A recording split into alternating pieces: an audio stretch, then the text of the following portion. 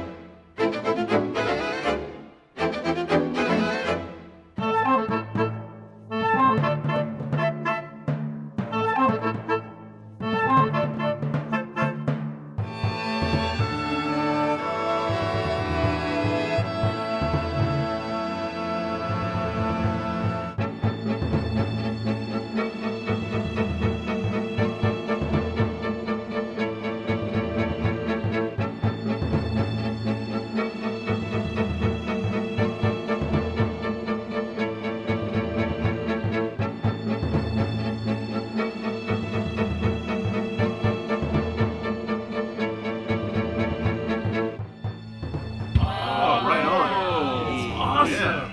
It's so big. Why is it black? What?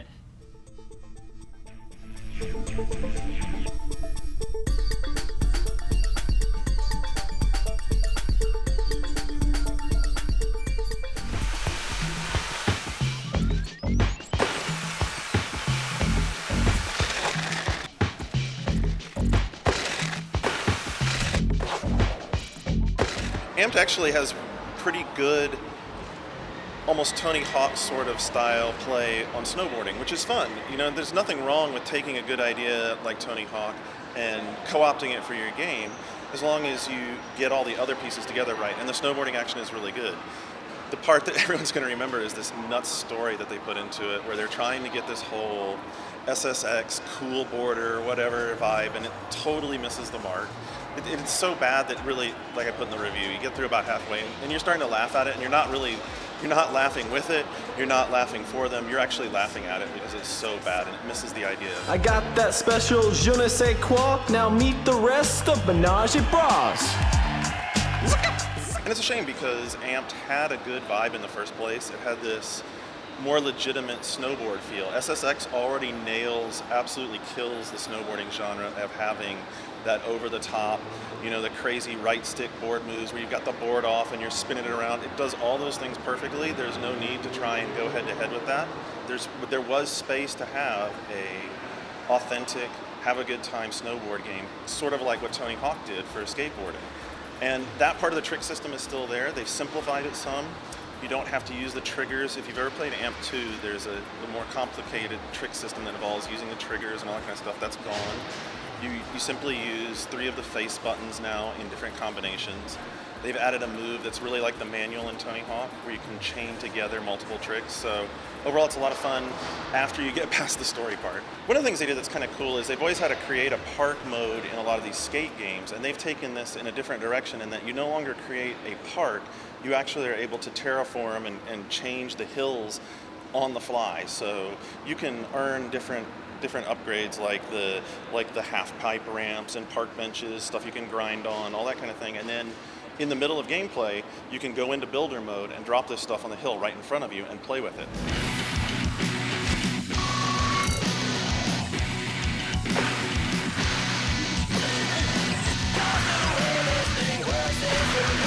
This game is aimed at someone who enjoys extreme sports, wanted to just have fun with the machine and have fun with snowboarding, isn't worried about the professional snowboarders. I think they're probably going to have alienated a lot of the Amped fans because you don't have those professional snowboarders in there. There's some costumes that are unlocks, that are the unlocks of actual characters, you know, actual snowboarding guys' outfits, but the personalities themselves are no longer in the game. So I think it's really very much a move of Amped towards the casual game player. It's not for the hardcore snowboarder. And I think that probably people who are looking for that extreme sport, like over-the-top thing, are still going to enjoy SSX more. So this is really aimed at someone who's into the Tony Hawk style gameplay and wants to do it on a mountain.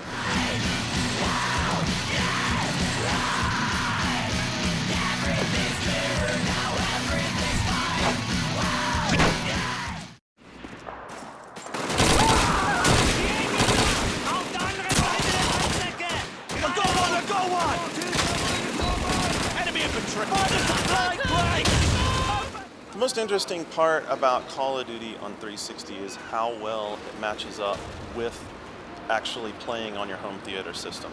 And that really, to me, is the big difference. This is such a cinematic game, and it really shows off the power of the console and what someone who's really committed to doing good stuff with it is capable of pulling off. The sound, the visuals, and what's significant that I don't know if it comes through well enough in the review is that's really, they take good advantage of that in the actual play of the game. For instance, the smoke grenades have been shown off a lot, and you see how pretty it looks and how great the volumetric smoke looks and all that. But it's more than just a good effect. It's very important in the way the game plays that you lay down smoke and use it strategically for cover, because the game is very much a cover and concealment and advance game. Davis, take out their ammunition and fuel stockpile. Get moving!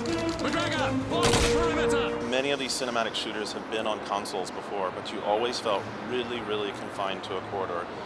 Almost so much so you could reach out and feel the edges, especially like Medal of Honor. This game finally opens that up on the console.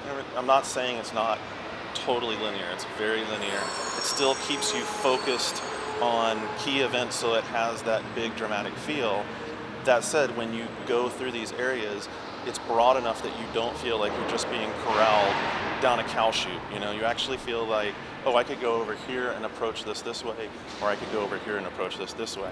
It looks great on a high-end television, and the sound especially. Even if you have a nice PC set of speakers, you're talking, 4 small drivers and a sub. Whereas if you're in a good home theater, people have spent literally thousands of dollars on these speaker systems, and we've heard it over those in our demo room, and it's shocking, It's absolutely incredible when you hear the bullets go by and you hear the guys calling out commands behind you, and you've got the mortar rounds and the artillery shells going off. It's earth-shattering, and that comes home much more strongly in the home theater than it does on the small PC experience. And again, in controls, they've fine-tuned this to the controller so well.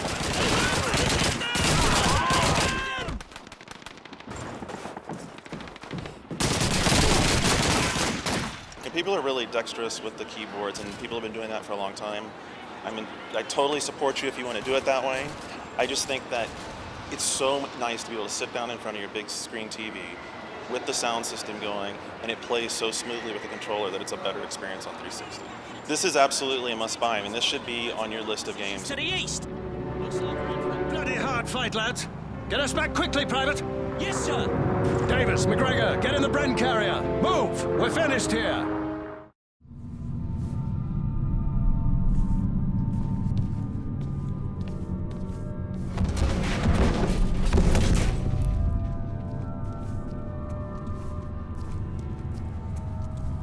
I think the game starts slowly because, especially because we're used to sort of faster. If it's in the first-person perspective, we're used to kind of just running down the hall and shooting things, and it took a while to get used to. But I would say probably by a quarter of the way through the game, I really started to understand sort of the effect that we're going for, and it's a really good sort of creep fest. The best parts of the game is when you're just kind of exploring the environment. You have this. It's kind of like a crime scene tool that you use to look for clues all around, and if you do see a clue, it's sort of bright. It's a little like bright green or something like that. All you have is this blue light, and it's like a completely dark house. You just have this blue light, and you're flashing it around, and you're following this like nonsensical scribbling that's written all over the walls, and then it stops at a door that's closed, and you just say to yourself like, I don't want to go through that door. Like the last thing I want to do is open that door, but you have to. And and then you put away that thing, and you like get your crowbar ready, and I mean, it really does a good job of giving you that sense of dread. I mean, you always have that sense of dread.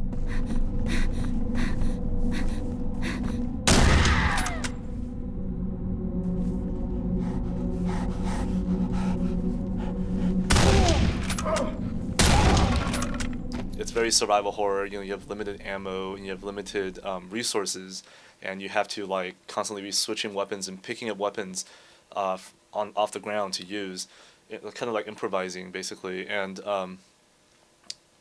so the pacing is more RE like, but the aesthetic and the sort of the horror elements are very Silent Hill. I mean, and I would say that if anybody were to make a first-person Silent Hill, I mean, I think Monolith would be the ones who could do a good job with it, and I think they already kind of have.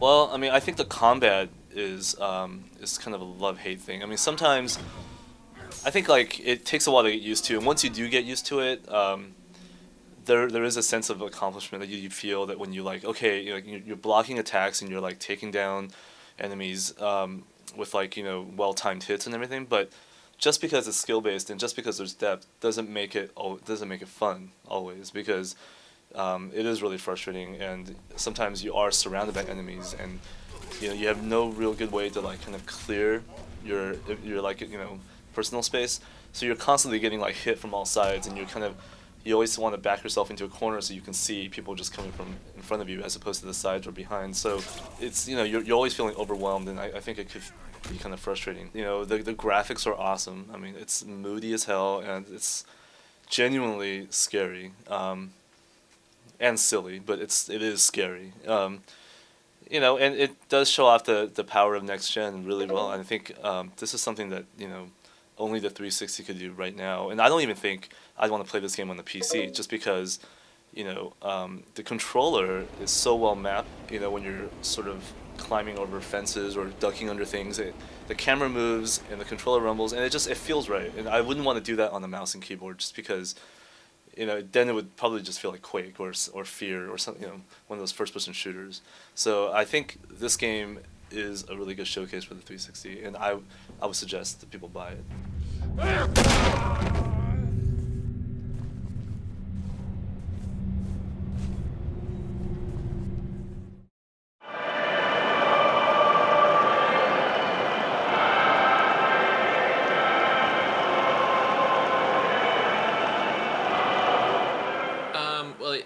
FIFA looks really nice. It's got a kind of unusual visual style.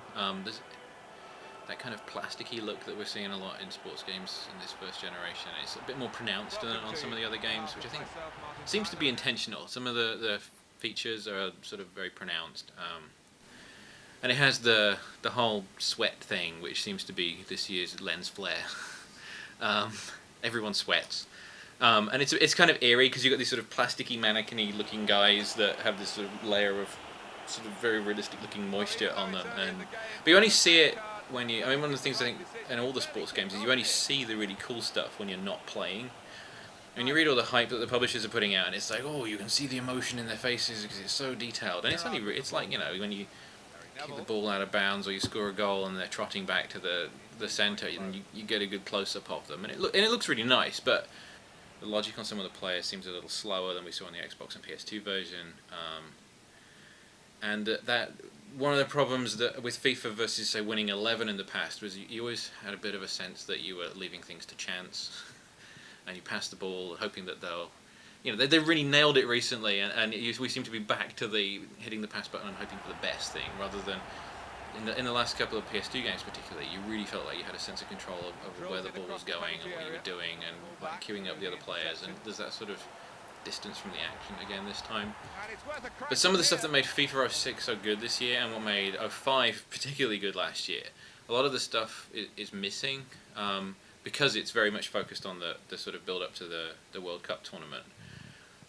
So I think you got to be sort of really you got to really want a soccer game on 360. It's not really a showcase game for the platform, and it's not the best soccer game in the world. You know, FIFA 07 is no doubt months away, not a year away, when it will be the real FIFA on 360, and I think it's probably worth waiting for that one rather than jumping in on this one.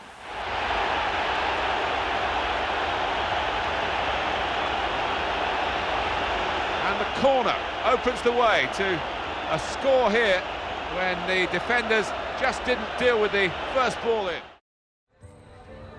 Help you? I'm looking for Jenny. Hey, Jenny. Our review might come off a little harsh for the 360 version just because the 360 specific features aren't that different. You know, it looks the same, it's got, you know, all the same features. It really isn't necessarily worth $10 more, especially if you're playing on a TV like this. That fact, you might even like it less. I mean, depending. It's kind of like a matter of taste. The frame rate is definitely better. I think I mentioned that. But as a game itself, it's still really good. You know, you got lots of horseback riding stuff, lots of, you know, gunfire, all these kinds of mechanics that work really well.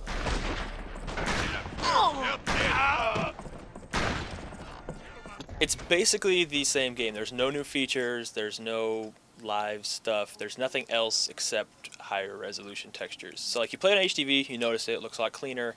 It's definitely, you know, an improvement, but it's not that big an improvement. You play it on normal TV, you play it on this thing right here, it will look very similar. Like the only little tiny details you see is like slightly higher res, like smoke that flies up in the air. The frame rate is definitely better. That's probably the biggest thing just for playability. Like the PS2 version especially had some frame rate stuff when you're out kind of like in the open just riding around your horse. So that's the biggest thing, but gameplay wise it's the exact same game. It's kind of tweaked towards like a beginner player. It's not a veterans game. I mean, they'll enjoy it, sure, but it's made for people who aren't that familiar with these kinds of games. It's much more mainstream, so yeah.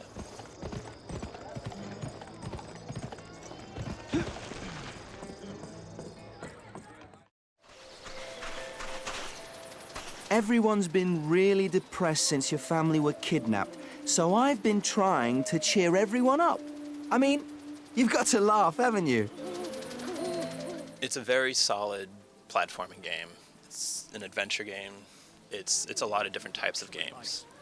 And usually it melds together pretty well. There's a lot of different stuff you can do with the different characters. There's a lot of switching you can do. Each character has a bunch of different powers. It's very, very colorful, very impressive technically. If you want to show off the 360 to your friends, and you pop in Cameo, if you have an HD especially, because then it's really impressive. Then you can see all the detail that they went into with the environments and all the colors and just the scale of all the levels. It's very impressive.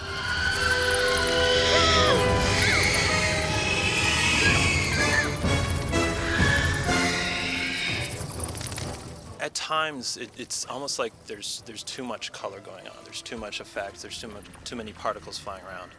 A big part of the game is recovering your elemental powers, and every once in a while, you'll have to free one of these powers from the Dark Elemental, I think it's called. And this fight always occurs in this negative land kind of thing where there's all sorts of filters going on, and there's a bunch of bats that fly around.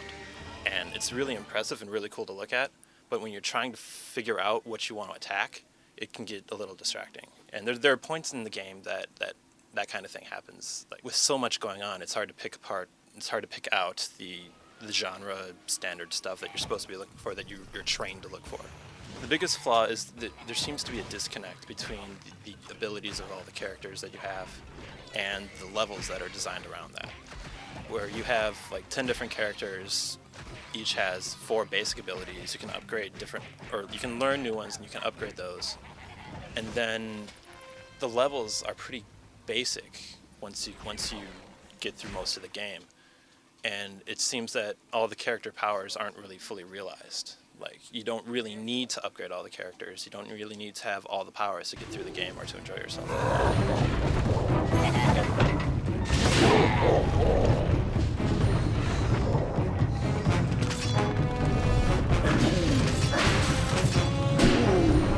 If you like the whole adventure game, if you like Zelda, then it's at least a definite rental. You should definitely try it because there are a lot of good things about it.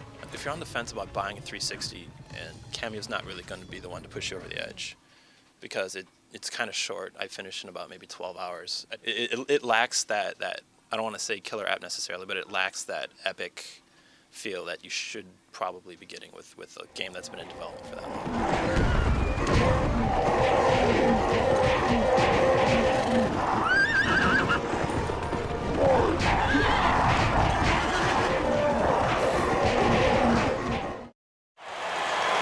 The Spurs get the tip, and we're underway.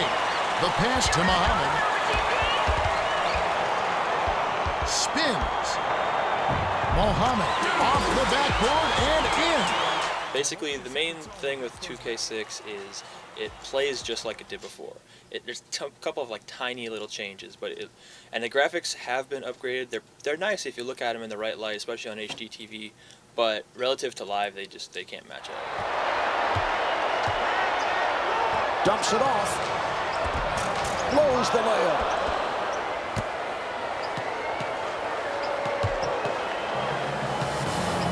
Live's big thing is that it started from scratch. It redid the graphics. It redid the whole emotion of the game. Like the crowd gets into a lot more of the audio. You can hear people talking to you, all that kind of stuff. But they kind of lost features and animations. So like you'll see players and it's kind of like janky how when they transition from one animation into another, and it's kind of weird how they like don't have a full franchise mode and that kind of stuff. But just as far as it looks really good. I think part of the reason that 2K6 doesn't score as well on next gen is because Live has made so many advances in areas that it makes 2K6 look bad. Like Live 360 has the crowds, it has the visuals, it has the higher quality characters, it has all that stuff that 2K6 doesn't. And if 2K6 was just an evolution of itself, it would have been okay. Like it would have been good. It's not, you know, brilliant or anything. It doesn't have amazing graphics. It would have been good. But because Live is so strong in areas that 2K6 fails, it makes 2K6 look worse. But as far as the gameplay and the features and all that stuff, 2K6 is still very strong because it didn't remove anything, it didn't take it away, it didn't, you know, start over like Live did. They both have such promise that we know within a year or two they're both going to be huge and they're both going to be like really awesome. I'm a lot more excited about basketball games now with these than I have been in a long time, even though both of these have a lot of flaws. Just because you can see the realism finally getting there. Basketball games have never really mimicked the real game just because there's so many like intricacies and things that are tricky to translate into gameplay, so it's always a lot slower. It's always very mechanical and it doesn't really feel like a real game. We're starting to actually see that. And games like these, once they start to polish out the kinks, once Live gets the animations set and fills out its features, and once 2K gets its presentation up and gets more emotion in its game, these games are really going to be great. 2K7, 2K8, all of them. Defender right in his face.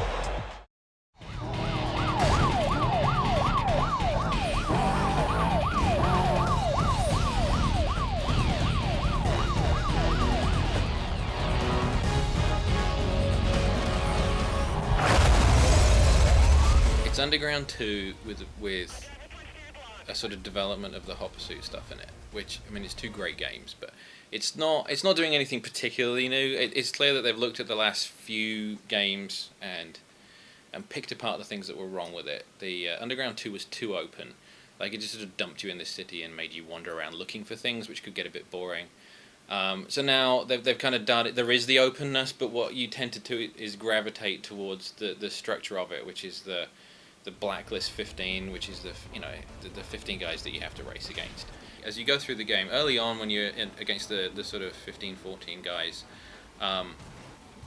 you're being come after by basically morons in cop cars. I mean, they'll try and block you off, but you can outrun them fairly easily. But you hit a point where the game starts to track, they call it your heat, and it's related directly to your car.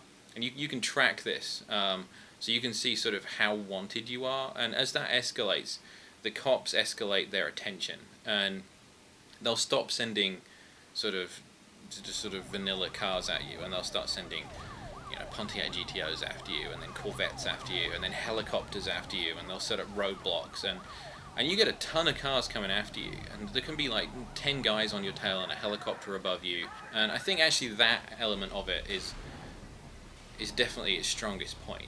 And it's that throwback to Hot Pursuit 2 that everyone loved, and it sort of dials it up so that it's not just a couple of cops after you. It's like there are times where you feel like all the cops are after you. It's another Underground game with an additional layer of excitement on it. So it doesn't have the novelty of Underground of it's like completely reinventing a franchise. It looks really nice, but what's interesting is how incredible the Xbox One version looks, which kind of doesn't do the 360 version any favors.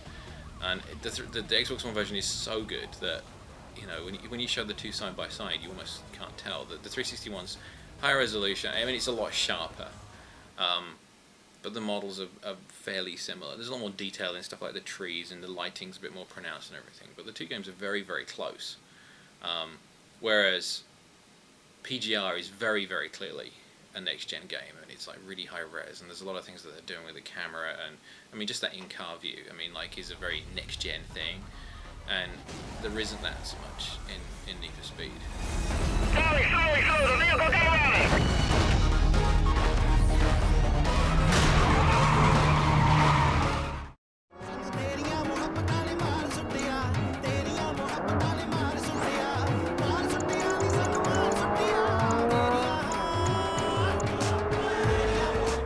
It's a relatively perfect racing game. When you know, after you've played it for a good number of hours and you sit back and from like a kind of macro level look at it, it doesn't really have too many like glaring flaws. It's not going to appeal to all racing fans. Some people like their game super arcadey. Maybe you're a Ridge Racer fan, or you know, there's the other side of the coin where you've got games like Gran Turismo and Forza that really allow you to customize your cars, and you know, have the simulation aspect is as important as the driving in those games, sometimes more important. So the in-car dash view is like so important to the experience of this game, and no one else has really done that right before. The Square actually tried to do it when the PS2 first came out in a game called Driving Emotion Type S, but it was really terrible, and you couldn't control the cars that well, and so that game kind of failed. And there are other PC racing games that have tried it as well, but it really hasn't been done so well until now in PGR3. You're still choosing your car, hopping onto a track and trying to beat everyone else to the end, but the experience of racing in that game is so far superior to what we've seen in really any other game. I mean, it really captures the in-the-car feeling better than anything else because of the in-cockpit view.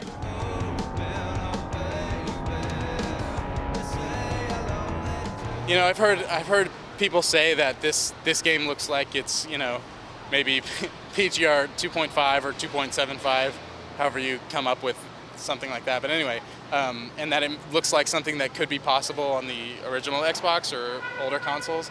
And I have to say that simply is not true. Like, when you put this game in and you play it, it's, you know, a lot of people say that like graphics only matter for about 10 minutes when you're playing a game. You know, no matter how good looking a game is, you only really notice it for the first 10 minutes. And that is just not true when you're playing PGR. You know, the HDR lighting effects or the reflection effects, like being able to sit in your car and know that someone is coming up behind you because you can see the reflectors of, you know, the reflection of their reflectors in the front of their car, like reflecting off your windshield. You can tell that they're behind you. It's incredible. And yeah, there's no way that an Xbox One can do anything even close to what PGR3 is doing. The closest that it ever comes is PGR2, and if you put PGR2 and PGR3 side by side, there's a clear difference between them.